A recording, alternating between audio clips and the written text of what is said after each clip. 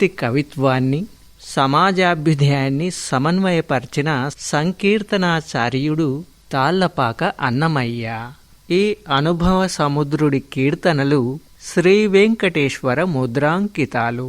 తెలుగు తీయదనానికి, భక్తి పరిమళానికి మణితోరణాలు. నేడు పద కవితా పితామహుడు అన్నమయ్య జయంతి సందర్భంగా ఆకాశవాణి నిజామాబాద్ కేంద్రం అందిస్తోంది సంకీర్తన సార్వభౌముడు అన్నమయ్య ప్రత్యేక రూపకం. విందాం రండి. నారాయణ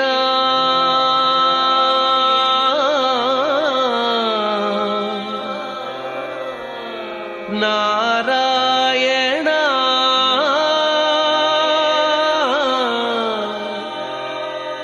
నారాయణ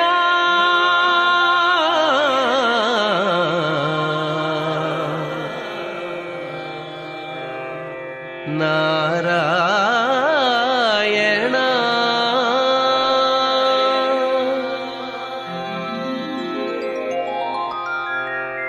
నారాయణ నీ నామమే గతిక, నారాయణ నీ నామమే గతిక, కోరికలు మాకు కొనసాగుటకు, నారాయణ నీ నామమే గతిక, కోరికలు మాకు కొనసాగుటకు, నారాయణ నీ నామమే గతిక, కోరికలు మాకు కొనసాగుటకు, నారాయణ నారాయణ నారాయణ నారాయణ.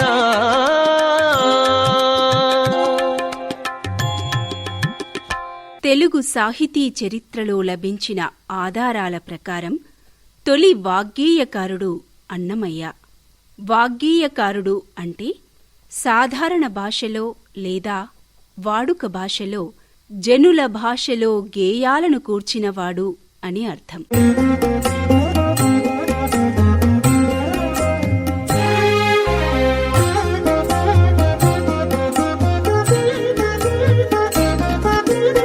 దక్షిణాపథంలో భజన సాంప్రదాయానికి, పద కవితా శైలికి ఆద్యుడు అన్నమయ్య. అందుకే అన్నమయ్యకు పద కవితా పితామహుడు, సంకీర్తన సార్వభౌముడు అన్న బిరుదులు ఉన్నాయి.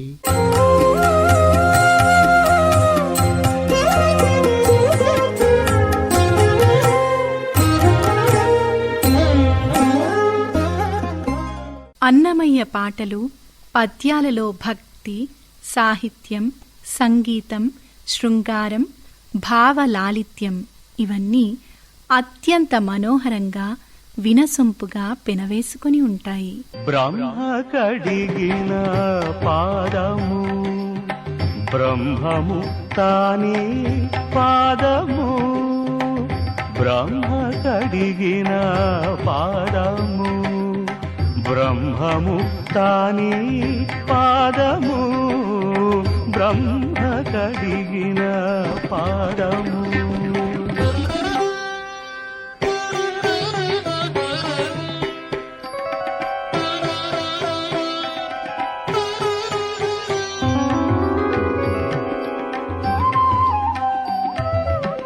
చలగి వసుధ గొలిచిన నీ పాదము, బలితలమోపిన పాదము, చలగి వసుధ కొలిచిన నీ పాదము, బలితలమోపిన పాదము, తలకక గగనము తన్నిన పాదము, తలకక గగనము తన్నిన పాదము, పలరిపుగాచిన పాదము, బ్రహ్మ కడిగిన పాదము, బ్రహ్మము తానే పాదము, బ్రహ్మ కడిగిన పాదము.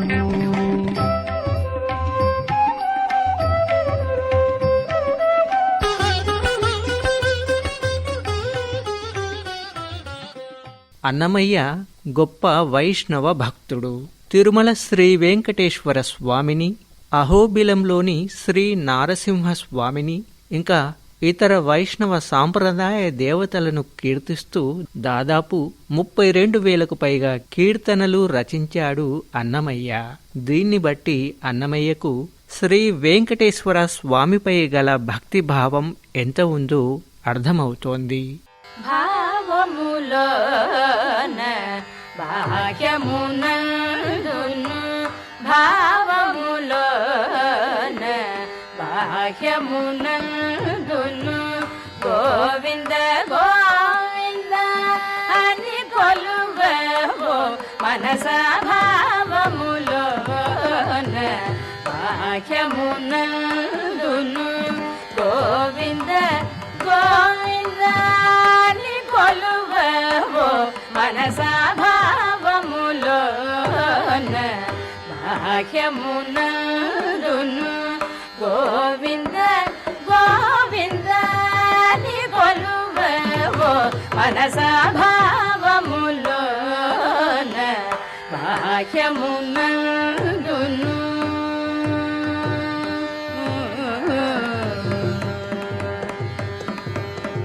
హరి అవతారములే అఖిల దేవతలు, హరి అవతారములే అఖిల దేవతలు, హరిలోనివే బ్రహ్మాండంబులు, హరి అవతారములే అఖిల దేవతలు, హరిలోనివే బ్రహ్మాండంబులు, హరినామములే అన్ని మంత్రములు,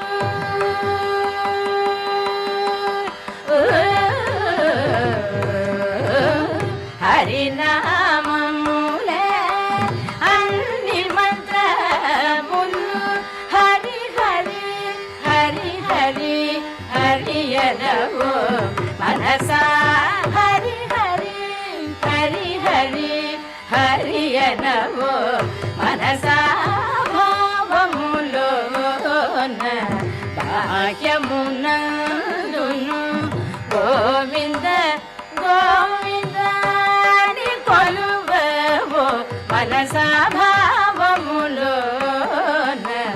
బాహ్యమునందును.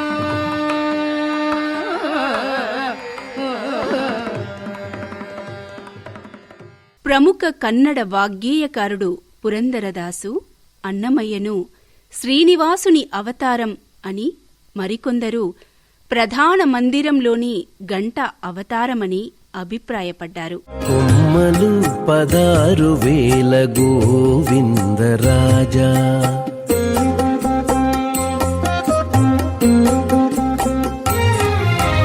కొమ్మలు 16,000 గోవిందరాజా, నిమ్మ పంట వేతురా నీ వాటదానిని, కొమ్మలు 16,000 గోవిందరాజా, నిమ్మ పంట వేతురా నీ వాటదానిని, కొమ్మలు 16,000 గోవిందరాజా, గోవిందరాజా గోవిందరాజా, గోవిందరాజా గోవిందరాజా.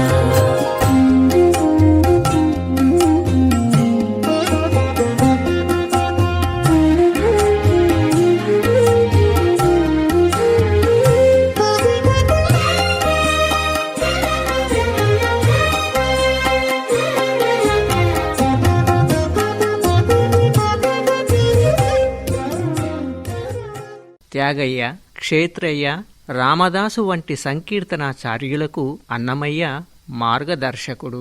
అన్నమయ్య పాటలు తెలుగు సంస్కృతిలో ఒక భాగమైపోవడమే కాదు, జనాల నోళ్లలో నాటుకునిపోయాయి. దీనికి కారణం తుమ్మిద పాటలు, గొబ్బిళ్ళ పాటలు, శృంగార గీతాలు, ఆధ్యాత్మిక పదాలు, ఇలా అనేక రకాలైన శైలిలో పాటలు రాశాడు అన్నమయ్య.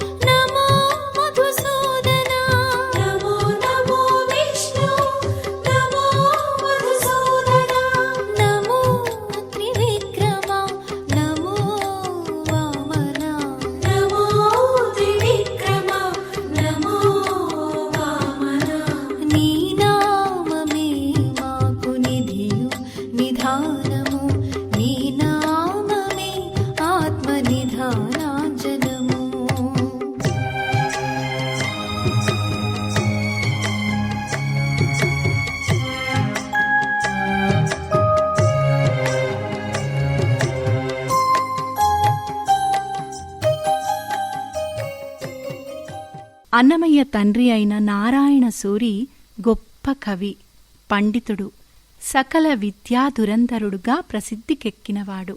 తల్లి లక్కమాంబ మహాభక్తురాలు, మధుర గాయని.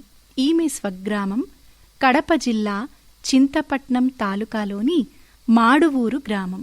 అక్కడ ఉన్న చెన్నకేశవ ఆలయంలో చెన్నకేశవ స్వామితో ఈమె ప్రత్యక్షంగా మాట్లాడేవారట.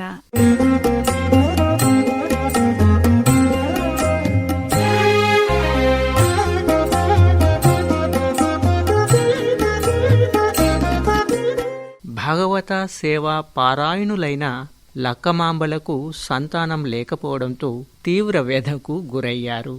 ఈ పుణ్య దంపతులు సంతానం కోసం చేయని వ్రతం లేదు, కొలువని దేవుడు లేడు, మాకు మంచి కొడుకును ప్రసాదించు స్వామి అని ఏడుకొండల స్వామికి మ్రొక్కుకున్నారు. ముడుపులు కట్టుకున్నారు. ఒక మంచి రోజు చూసి ఇద్దరూ వెంకటేశ్వర స్వామి దర్శనం కోసం ప్రయాణమయ్యారు. లక్కమాంబ, నారాయణ సూరి తిరుమల చేరుకొని స్వామి మందిరం ప్రవేశించారు.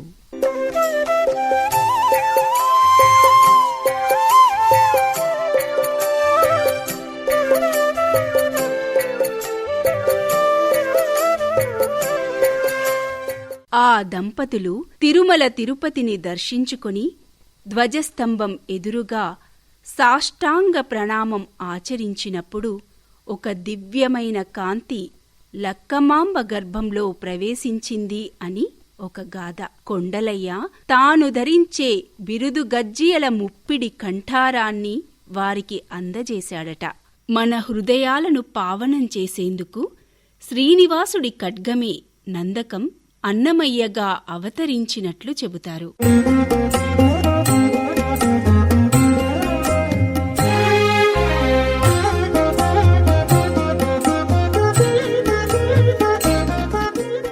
లక్కమాంబ గర్భవతి అయింది.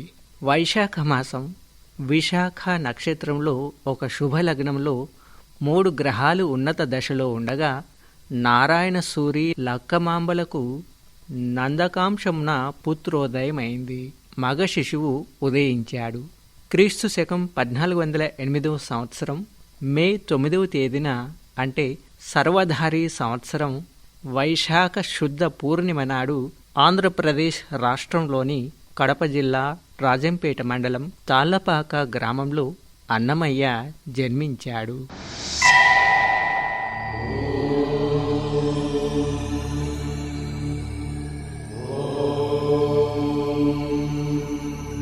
తెలుగు పదానికి జన్మదినం, ఇది జానపదానికి జానపదం.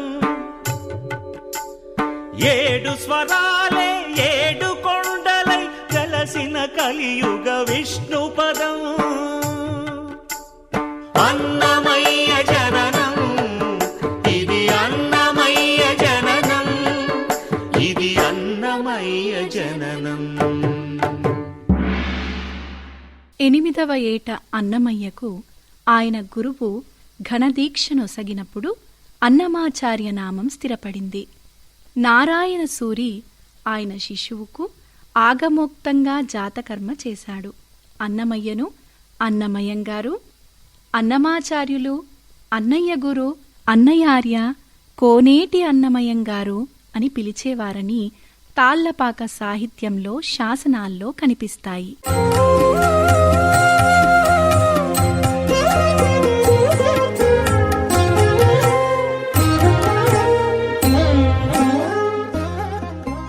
అన్నమయ్య తన బాల్యంలో బోసి నవ్వులు ఒలకబోస్తూ నలుగురిని మురిపించేవాడు.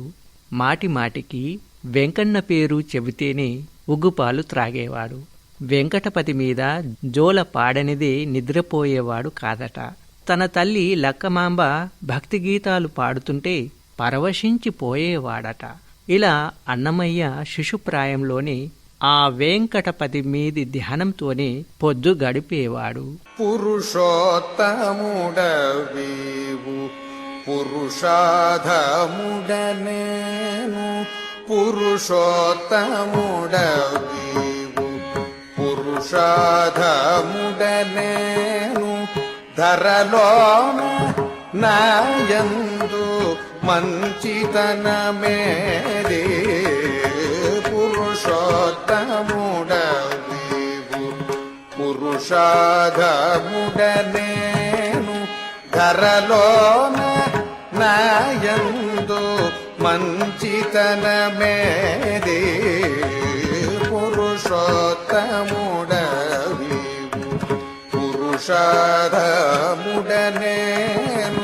ధరలోన నాయందు మంచితనమేది పురుషోత్తముడవేవో పురుషాధముడనేను ధరలోన నాయందు మంచితనమేది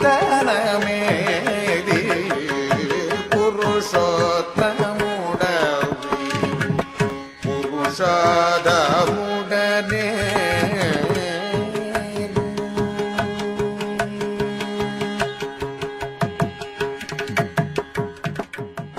అన్నమయ్య ఆడిన మాటల్లా అమృత కావ్యంగా, పాడినదల్లా పరమగానంగా భాసించేది.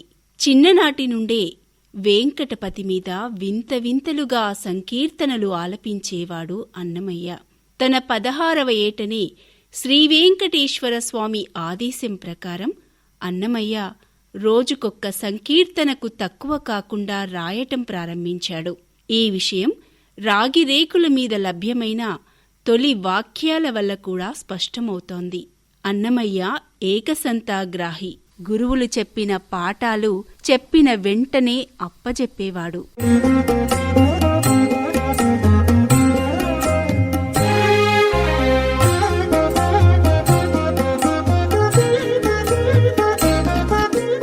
అన్నమయ్య చెన్నకేశవుని గుడి చేరి బుజ్జికేశవ అని పిలిచేవాడు. బుజ్జిబాలుని ముద్దు మాటలకు మురిసి చెన్నకేశవుడు చిరునవ్వులు చిందించేవాడు. అన్నమయ్య ఎప్పుడూ ఆటపాటల్లో మునిగి తేలేవాడు. చెరువు కట్టల మీద చేరి చెట్టుమీద పిట్టలతో గొంతు కలిపేవాడు. చిరుగాలుల సవ్వడికి మురిసేవాడు.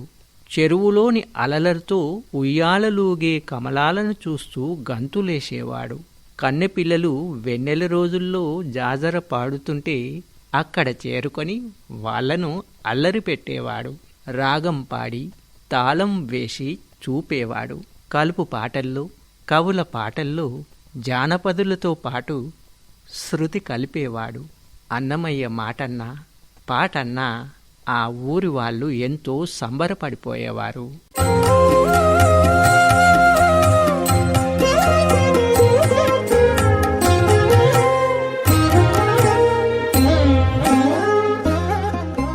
అన్నమయ్య ఒకరోజు పశువుల మేతకై గడ్డి తేవడానికి కొడవలి తీసుకుని అడవికి బయలుదేరారు. పచ్చిక కోస్తున్న అన్నమయ్యకు మనసంతా శ్రీహరిమీదనే ఉంది. అదే సమయాన తిరుమల వెళ్లే యాత్రికుల గుంపును చూశాడు.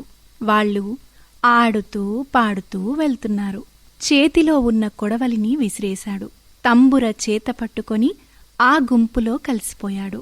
వారు పాడుతున్న భక్తి గీతాలను పాడుకుంటూ కొండకు పయనమవుతున్న యాత్రికులతో కలిసి తిరుపతి చేరుతాడు అన్నమయ్య. అదివో అల్లదివో శ్రీహరివాసము 10,000 శేషుల పడగలమయము. అదివో అల్లదివో శ్రీహరివాసము 10,000 శేషుల పడగలమయము. అదివో అల్లదివో శ్రీహరివాసము శ్రీహరివాసము శ్రీహరివాసము.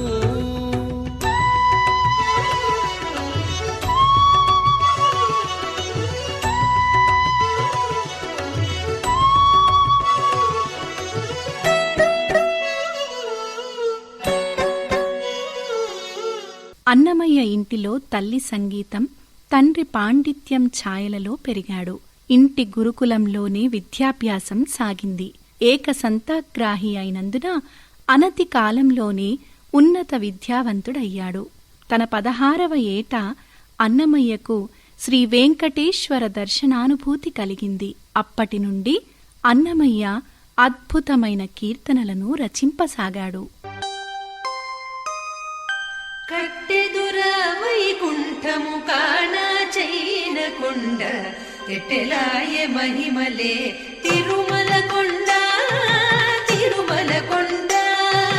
కట్టెదుర వైకుంఠము కాణ చైన కొండ ఎట్టెలాయ మహిమలే తిరుమల కొండ తిరుమల కొండ తిరుమల కొండ తిరుమల కొండ.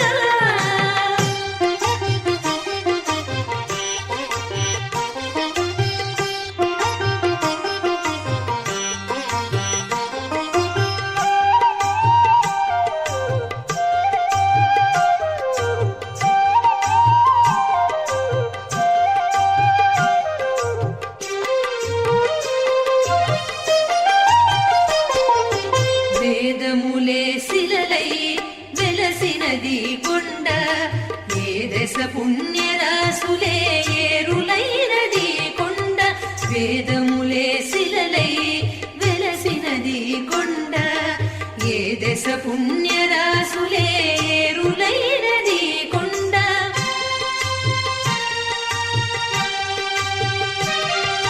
గాదిలి బ్రహ్మాది లోకముల కొనల కొండ శ్రీదేవుడుండేటి శేషాద్రి కొండ.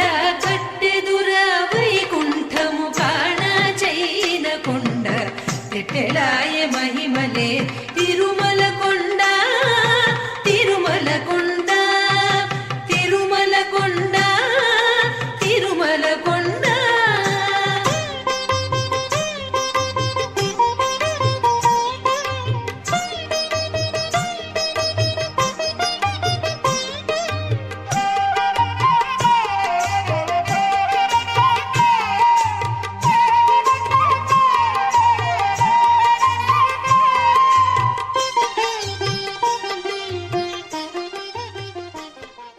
తన 8వ ఏట అన్నమయ్య ఒకనాడు ఎవరికీ చెప్పకుండా కాలినడకన తిరుపతి బయలుదేరాడు. సాంప్రదాయం తెలియక తిరుమల కొండను చెప్పులతో కొండనెక్కుతుండగా అలసిపోయి ఒక వెదురు పొదలో నిద్రపోయాడట. అప్పుడు ఆయనకు కలలో అలమేలు మంగమ్మ దర్శనమిచ్చి పరమాన్నాన్ని ప్రసాదించి పాదరక్షలు లేకుండా కొండనెక్కమని బోధించింది. అప్పుడు పరవశించి అలివేలు మంగను కీర్తిస్తూ అన్నమయ్య శ్రీ వెంకటేశ్వర శతకము రచించాడు.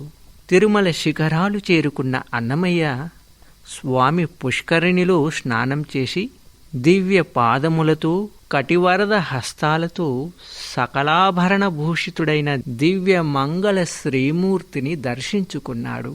తీర్థప్రసాదాలను స్వీకరించి షఠఘోపంతో ఆశీర్వచనము పొంది ఆ రాత్రి ఒక మండపంలో విశ్రమించాడు.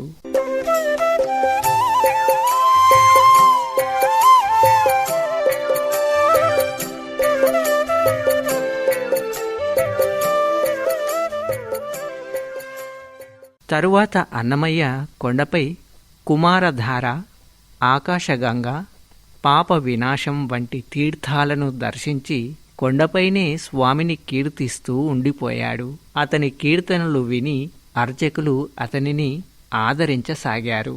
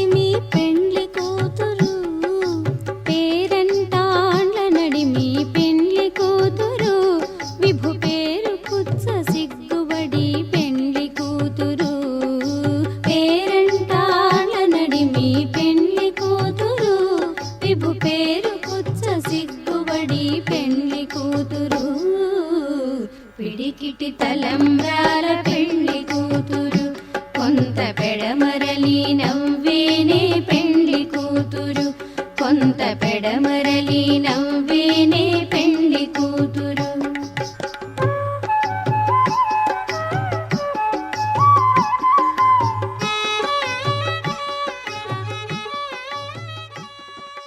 తిరుమలలో గణవిష్ణువు అనే మునిస్వామి అన్నమయ్యను చేరదీసి అతనికి భగవదాజ్ఞను తెలిపి శంఖ చక్రాదికములలో శ్రీవైష్ణవ సాంప్రదాయానుసారంగా పంచ సంస్కారములను నిర్వహించారు. గురువుల వద్ద వైష్ణవ తత్వాలను తెలుసుకుంటూ ఆళ్వారుల దివ్య ప్రబంధాలను అధ్యయనం చేస్తూ ఆ వెంకటేశ్వరుని కీర్తిస్తూ తిరుమలలోనే అన్నమయ్య జీవితం గడపసాగాడు.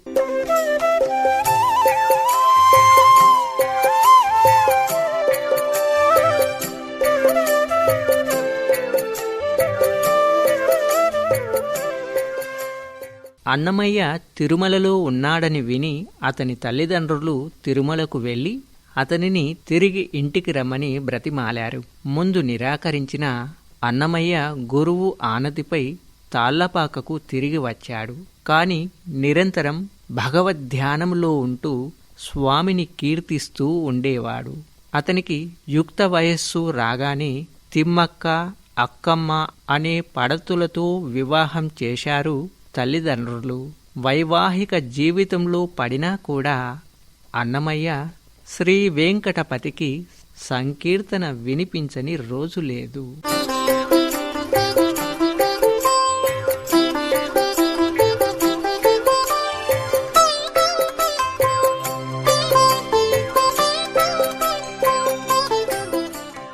వివాహం తరువాత కూడా అన్నమయ్య అసంఖ్యాక కీర్తనలెన్నో చెప్పాడు. అతని శిష్యులు వాటిని గానం చేస్తూ తాళపత్రాలకు ఎక్కించసాగారు.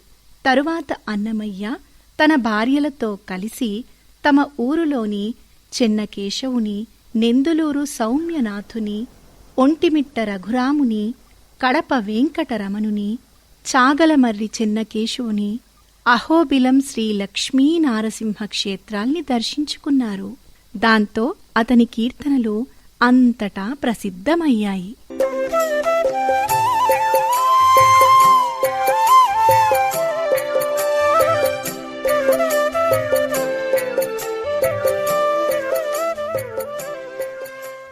రాజు నరసింగరాయలు అన్నమయ్యను పిలిచి స్వామిపై శృంగార కీర్తన పాడమని కోరాడు.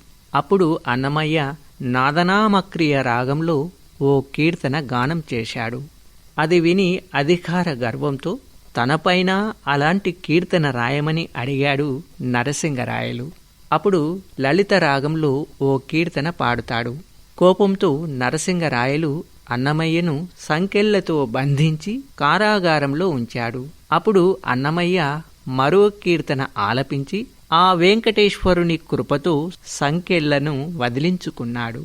కొండలలో నెలకొన్న కోనేటి రాయడువాడు, కొండలలో నెలకొన్న కోనేటి రాయడువాడు, కొండలంత వరములు గూపెడువాడు,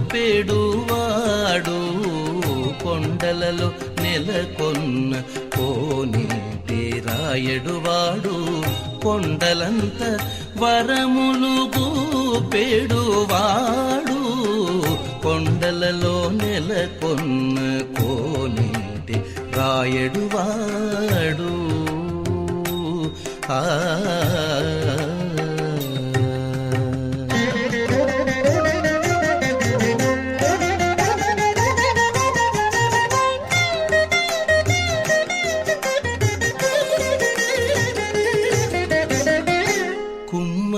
దాసుడైన కురువరతి నంబి ఇమ్మన్న వరములెల్ల ఇచ్చినవాడు, కుమ్మరదాసుడైన కురువరతి నంబి ఇమ్మన్న వరములెల్ల ఇచ్చినవాడు.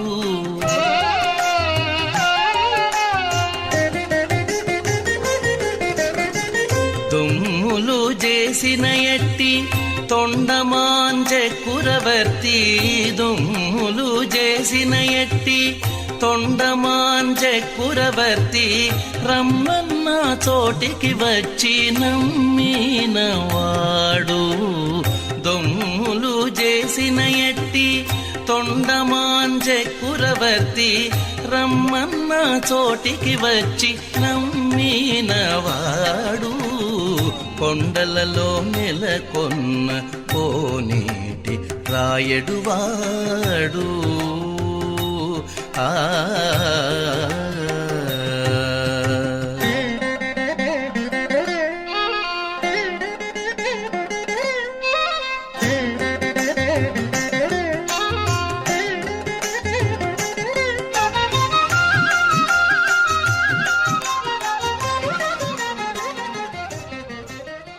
తన శేష జీవితాన్ని స్వామి సన్నిధిలో నిత్య ఆరాధనలో సంకీర్తనా దీక్షలో గడిపాడు అన్నమయ్య. అన్నమయ్య జీవితం పట్ల విరక్తుడై నిత్య సంకీర్తనలతో పొద్దు గడిపేవాడు. అతని సంకీర్తనా సేవకు జనం తండోపతండాలుగా తరలివచ్చేవారు.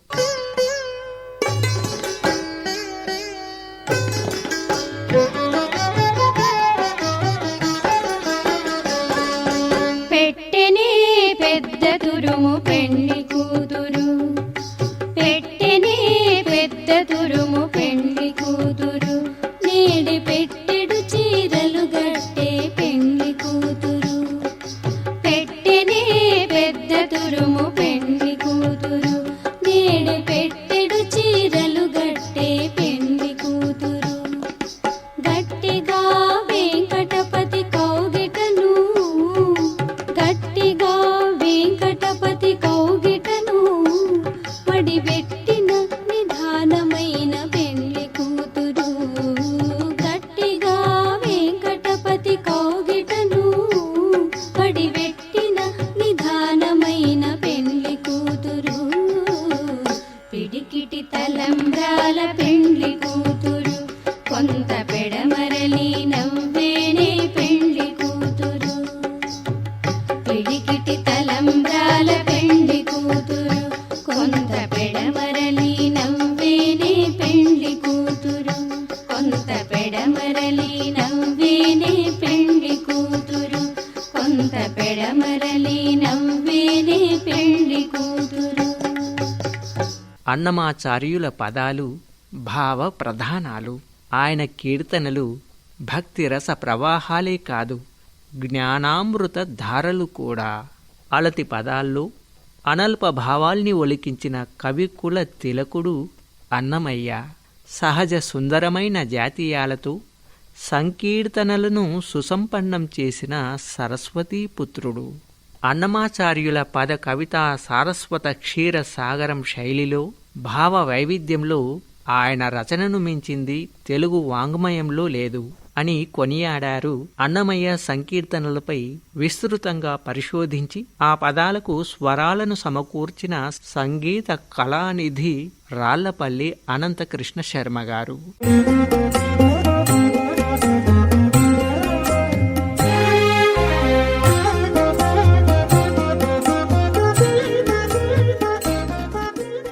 అమిత భక్తితో అన్నమయ్య జో అచ్యుతానంద జో జో ముకుంద అని అంతర్యామిని లాలించిన జయలక్ష్మీ వరలక్ష్మి అంటూ అమ్మవారిని అభివర్ణించిన అవి ఆచంద్రార్కం నిలిచిపోయేవే. జో అచ్యుతానంద జో జో ముకుంద, జో అచ్యుతానంద జో జో ముకుంద, జో అచ్యుతానంద జో జో ముకుంద, జో అచ్యుతానంద జో జో ముకుంద. రావే పరమానంద రామ గోవింద, జో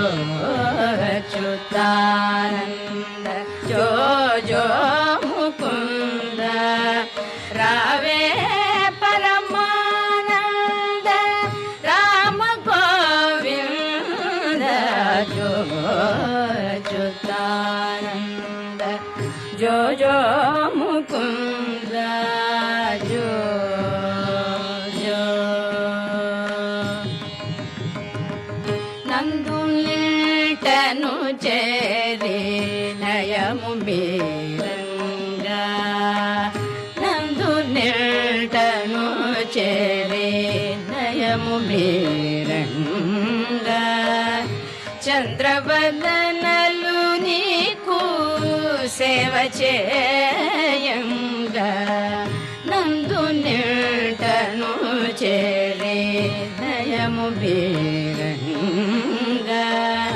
చంద్రవదనలు నీకు సేవ చేయంగా అందముగ వారిండ్ల ఆడుచుండంగా అందముగ వారిండ్ల ఆడుచుండంగా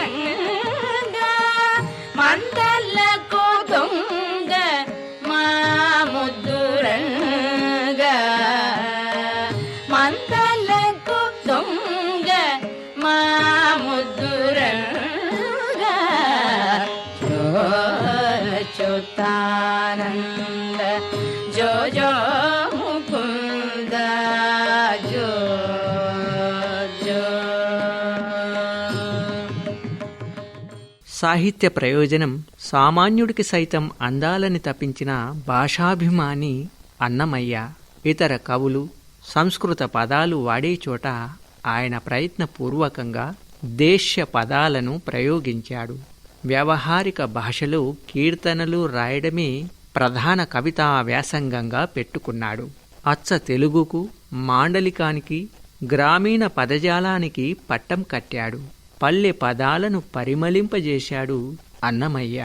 పెరిగినాడు చూడరో పెద్ద హనుమంతుడు,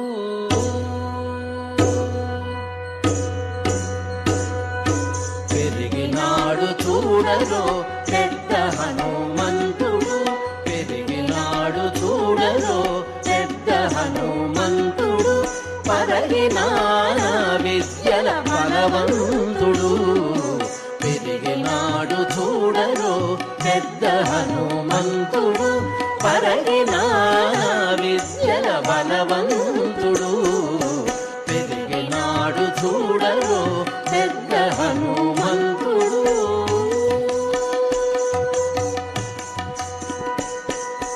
రక్కసుల పాలిటి రణరంగ శూరుడు, వెక్కసపు ఏకాంగ వీరుడు, రక్కసుల పాలిటి రణరంగ శూరుడు, వెక్కసపు ఏకాంగ వీరుడు, దిక్కులకు సంజీవి తెచ్చిన ధీరుడు, దిక్కులకు సంజీవి తెచ్చిన ధీరుడు, అక్కజమైనట్టి ఆకారుడు, దిక్కులకు సంజీవి తెచ్చిన ధీరుడు, అక్కజమైనట్టి ఆకారుడు, పెరిగినాడు చూడరో పెద్ద హనుమంతుడు, పరగినాన విద్యల బలవంతుడు, పెరిగినాడు చూడరో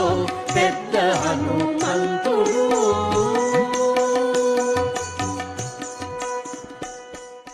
మత మౌఢ్యాన్ని, ఆచారాల ముసుగులో జరుగుతున్న అమానుషత్వాన్ని నిరసించి నైతిక నియమావళిని నిర్దేశించాడు అన్నమయ్య.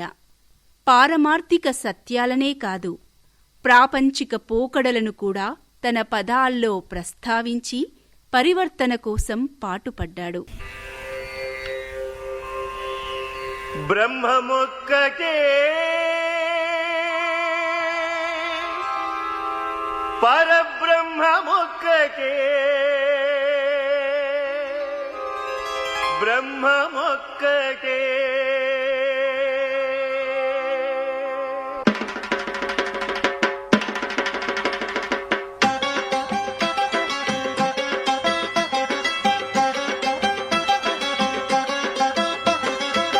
బ్రహ్మముక్కకే పరబ్రహ్మముక్కకే పరబ్రహ్మముక్కకే పరబ్రహ్మముక్కకే తందనానా ఆయి తందనానా పురి తందనానా బల తందనానా బల తందనానా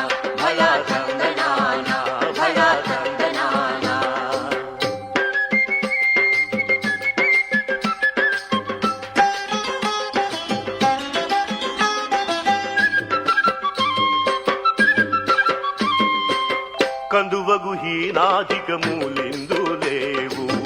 అందరికి శ్రీహరే అంతరాత్మ, కందువగు హీనాధికములెందు లేవు. అందరికి శ్రీహరే అంతరాత్మ, ఇందులో జంతు కులమింత ఒకటే. అందరికి శ్రీహరే అంతరాత్మ, హరే అంతరాత్మ, శ్రీహరే అంతరాత్మ. బ్రహ్మమొక్కటే పరబ్రహ్మమొక్కటే, పరబ్రహ్మమొక్కటే పరబ్రహ్మమొక్కటే. తందనానా తందనానా పురే తందనానా భళా తందనానా భళా తందనానా భళా తందనానా భళా తందనానా.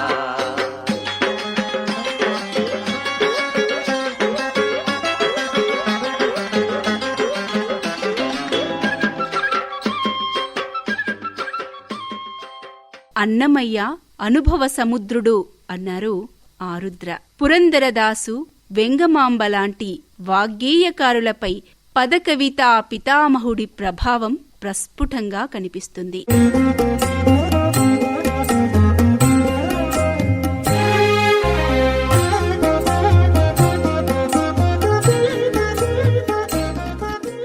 తాను ఒక్కడే కాదు, తన వారసులను కూడా ఆధ్యాత్మిక మార్గంలో మరలించిన ఆదర్శమూర్తి అన్నమయ్య. అర్ధాంగి తాళ్లపాక తిమ్మక్కలోని సాహితీ తృష్ణను ప్రోత్సహించాడు. సుభద్ర కళ్యాణం వంటి భక్తి కావ్యాల్ని రచించేలా ప్రోత్సహించాడు.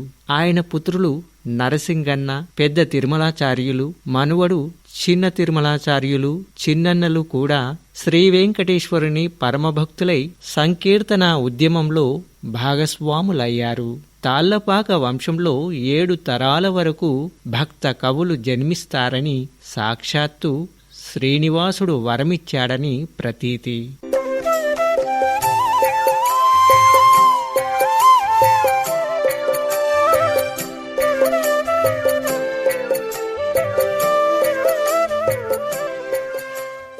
ఆత్మగౌరవం, ఆత్మాభిమానమే భక్తుల అర్హతలు, అసలైన ఆభరణాలని అన్నమయ్య నిరూపించాడు. రాజులు, వారి అనుగ్రహాలు, అగ్రహారాలు శాశ్వతం కాదు. భగవంతుణ్ణి వదిలి భౌతిక సుఖాల కోసం ఆరాటపడటం అల్పత్వం. మన పాలకుడు, పోషకుడు ఆ పరమాత్మనే అన్న నియమానికి ఆజన్మాంతం కట్టుబడి ఉన్నాడు. సమ్మోహనపరిచే తన కవితా శక్తిని వరప్రసాదంగానే భావించాడు.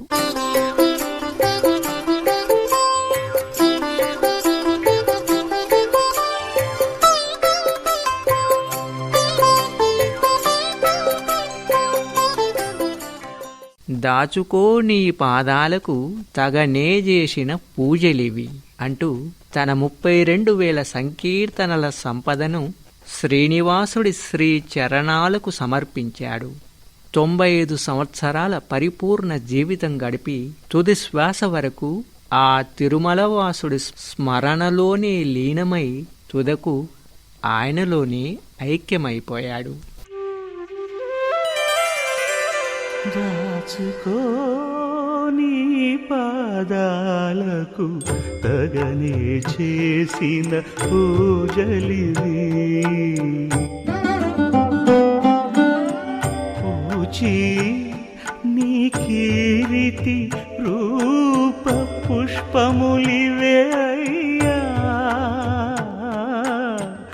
దాచుకో దాచుకో దాచుకో. అన్నమయ్య సుమారు 32,000 కీర్తనలు రాయగా అందులో 14,904 కీర్తనలు, ఇతర రచనలు లిఖించిన 2,500 రాగి రేకులు తిరుమల సంకీర్తనా భాండాగారంలో లభించాయి.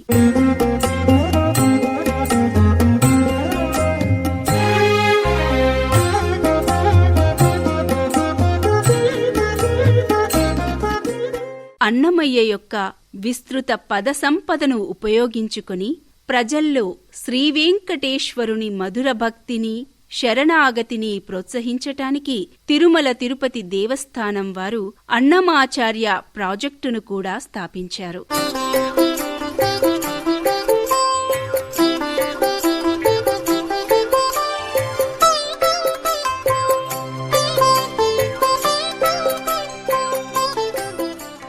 అన్నమయ్య సంకీర్తనల వైశిష్ట్యం గురించి చెప్పాలంటే మాటలు చాలవు.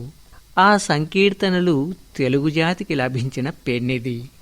ఈరోజు ఆ అద్వితీయ భాగవతోత్తముడికి మనసారా స్మరించుకుంటూ నివాళులు అర్పించడం మినహా మనమేమివ్వగలం?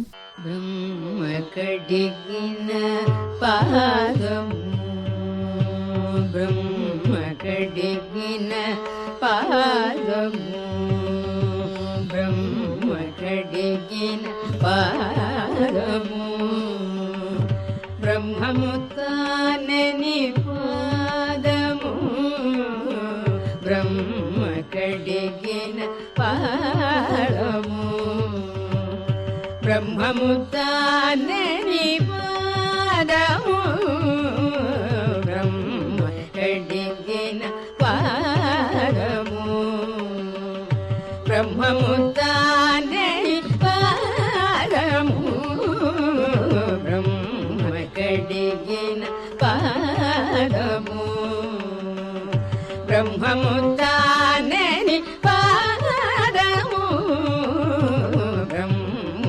కడిగిన పాదము.